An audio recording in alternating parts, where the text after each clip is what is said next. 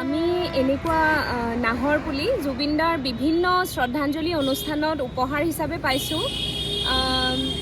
কিন্তু আমাৰ গুৱাহাটীত ইমানখিনি জেগা নাই যে আমি গোটেইখিনি তাত ৰুব পাৰোঁ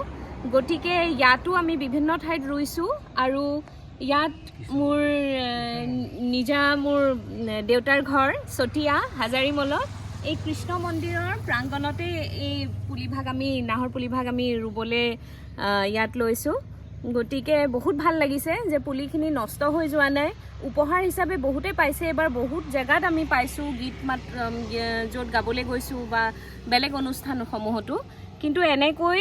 ৰুই পেলাই চবেই যাতে ধুনীয়াকৈ পুলিকেইটা ভালকৈ থয় সযতনে থয় সেইখিনি আশা কৰিছোঁ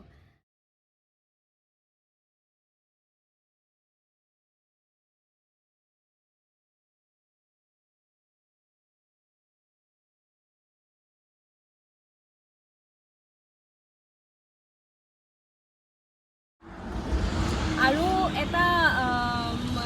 সকলোকে বিশেষ অনুৰোধ জনাইছোঁ যে আজি আমি তুমি সূৰ্য নামৰ জুবিনদালৈ এটা ট্ৰিবিউট ছং আমি আগবঢ়াইছোঁ শ্ৰদ্ধাঞ্জলি জনাইছোঁ গতিকে লিখিছে দীপালী শইকীয়া সময়ত মই মোৰ অনুভৱত তেখেতৰ জীৱনৰ যিখিনি জড়িত সেই দুখ প্ৰকাশ কৰি মই তেওঁৰ ওপৰত তুমি সূৰ্য নামৰ গীতটি মই লিখিলোঁ কথাৰ লিখি মই তেওঁৰ ওপৰত এই গীতটি লিখি মই তেখেতলৈ শ্ৰদ্ধাঞ্জলি জ্ঞাপন কৰিছোঁ এই বৃক্ষ নহ'লে পৃথিৱীত কোনো জীৱই জীয়াই থাকিব নোৱাৰে গতিকে আজি এই বৃক্ষৰোপণৰ জৰিয়তে জুবিনৰ সেই মহাত্মাৰ আমি সদ্গতি কামনা কৰি এই বৃক্ষ যিমান দিন থাকে সেই জীৱনৰ স্মৃতিও পৃথিৱীত কিমান দিন থাকিব বুলি আশা কৰিছোঁ গতিকে শুনিব সকলোৱে আজি আমি ৰিলিজ দিম গীতটি ট্ৰিবিউট ছং জুবিনদাৰ কাৰণে জয় জুবিনদা জয় জয়